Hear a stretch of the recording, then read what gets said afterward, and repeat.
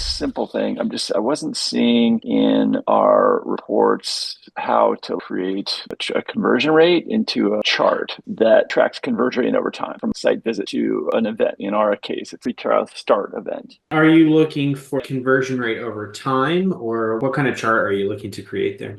Yeah, probably daily over time. Do you have Amplitude pulled up? We could probably create that together. I could do an example, or if it's helpful, we could probably just create the report that you want and show everyone how to do that.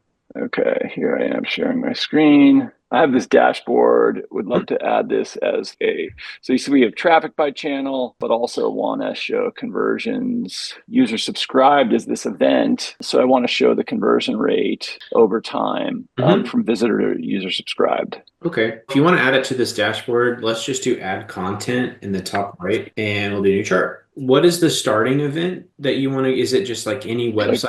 Unique site visit. So if we add event and we select page view, oh, and we're on segmentation right now, we need to switch to funnel and then add event below that to your conversion, user subscribe. And then on the left above the chart, it's a bar chart right now. Actually, before we do that, sorry, going back a step, you see where it says measured as on the left over time. And this will give you a view of that conversion rate, how it's changing day by day. Is this more what you were looking for? Yeah, this is great. We're just getting set up. So I think we didn't have full events flowing until perhaps here. Yeah, this is much more what I'm looking for. And then you can adjust the date range to whatever's appropriate. I would name it, describe it, save it so it's an official chart, and then we can get that added to the dashboard. All right. Save it. Yep.